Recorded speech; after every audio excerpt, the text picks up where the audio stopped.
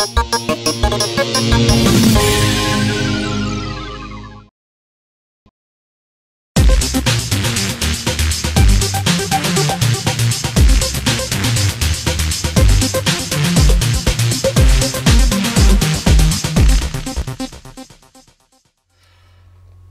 right, ladies and gentlemen, welcome back to the news desk here on Comic Nation TV, PopCultureNetwork.com. Whether you like it or not, I am your host, Dirt, and today, well, I hate to say it, but this is actually the worst week yet for the new DC Universe. There are just a bunch of books that are... I tell you what, let's just get into it, shall we? Let's open up first by talking about the good books this week. First of all, we had Batman. Classic title being reinvented here, and this was a pretty good story surrounding the Wayne Manor, I guess, so to speak. You had Bruce, you had Dick, you had Tim, you had Damian, you had Alfred. Basically, the entire crew together, working together in one big story, and it was a lot of fun to see all these characters coming together. And the one thing that's kind of weird about this is there's a murder mystery of someone coming after Bruce Wayne, and it almost felt like this should have been the first issue of Detective, and Detective's first issue should have been the first issue of Batman. But regardless of whether or not those should have been switched around, this is still a good book. It was a fun read. I believe this was Scott Snyder working on this title, so I was a little iffy about the artwork when I saw the original cover because that was, quite frankly, terrible looking. They had him redraw it, and it looks a lot better now, but still, you know, the art can be iffy from time to time, but overall, I did enjoy that book. Second of all, Nightwing. This book does note that Dick Grayson did become Batman for a while Bruce was gone. So Bruce, you know, they're not necessarily saying he was dead or whatever, but they are saying that he was gone for a while and Dick Grayson was Batman. Now he's back to being Nightwing. And this actually is a very good book that gives you some history on Dick Grayson. Gives you some history on his circus background, the death of his parents, that kind of stuff, which if you're a new reader and you're not really all that familiar with him, you just kind of know that there's a Batman and a Robin, but you don't really know the history of all the different Robins and all that kind of stuff, and you're kind of looking at the different books. Nightwing is a good one to pick up if you're a brand new reader. Supergirl. Supergirl's one that... it's reinventing the character, you know, for a character that was just reinvented 5 years ago.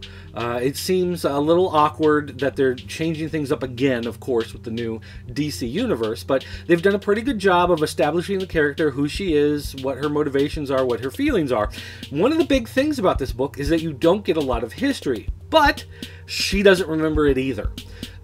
She just remembers being on Krypton, and the next moment she wakes up on Earth in this crater as being, you know, crash landed in some sort of meteorite. So it does a good job of not telling you everything, but then she doesn't know it either. So you and her are both confused, which in this case works when you're not giving a lot of history.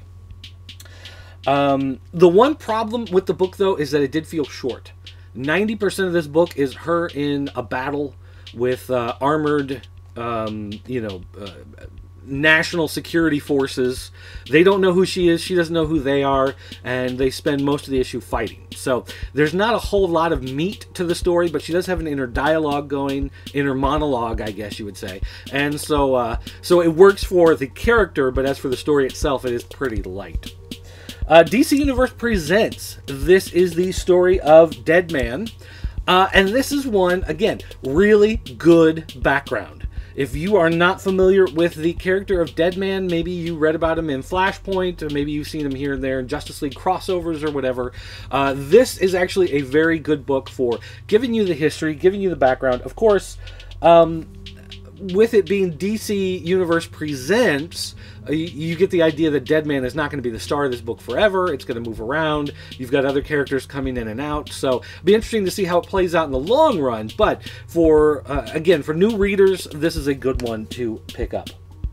Now, not good for new readers is Legion of Superheroes. If you're a longtime Legion of Superheroes fan, then I'm sure this fits right in with everything else. This appears to be just a straight continuation of the old Legion series. I didn't really see a lot of stuff pop out at me being all that incredibly different. Now, to be fair, I haven't kept up on Legion. I haven't been reading everything that's been coming out over the last few years. I've read it here and there. I read it with Supergirl, and I read some of the stuff after that.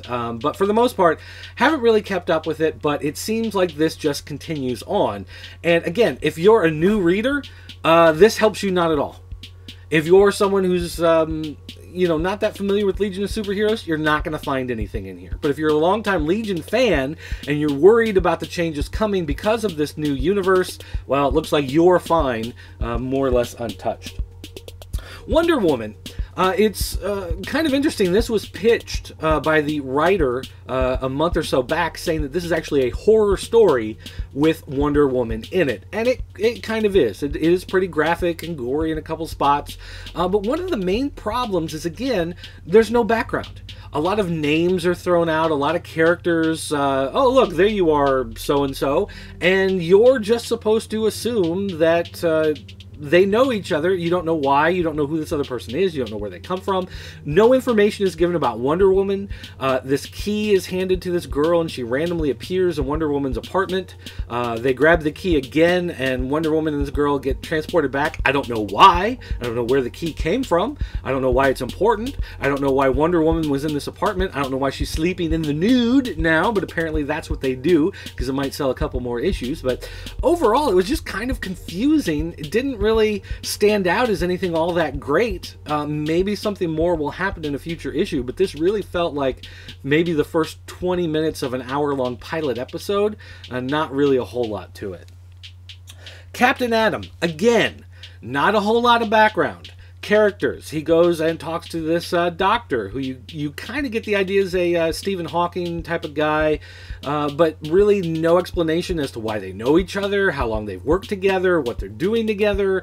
Just kind of like randomly, here's a character. And then randomly this other girl calls in. And randomly they just, not a lot of background. The only thing about Captain Atom is that he's unstable. He has these nuclear reactions going on within him, and he's now learning that he can affect people outside of his body, but when he does, he starts to lose control of his body. He's becoming unstable, and a volcano is erupting in New York City for no apparent reason.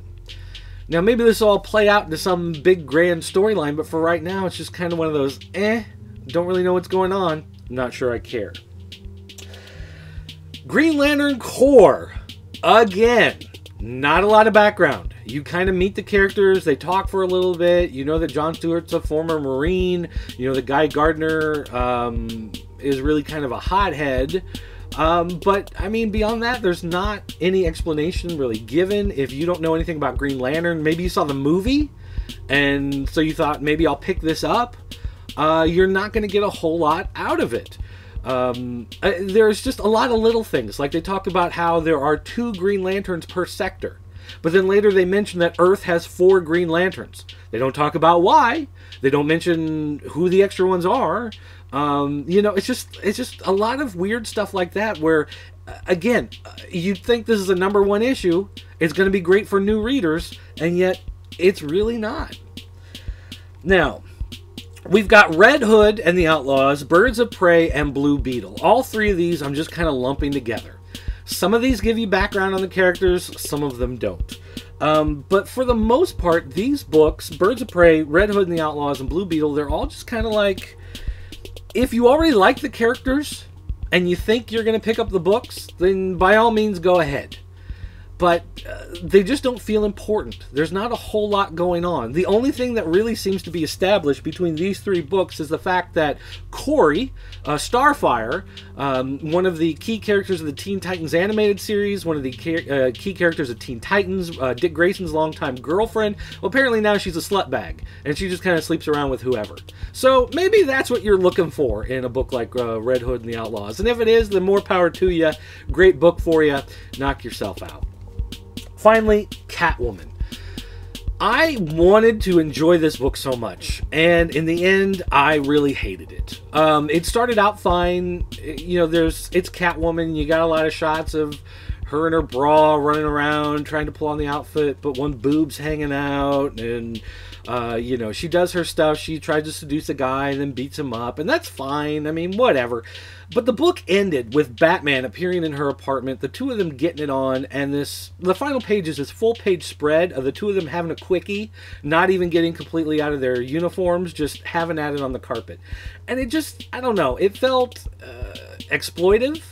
It felt cheap. Judd Winnick writes this book. I've never been a fan of his.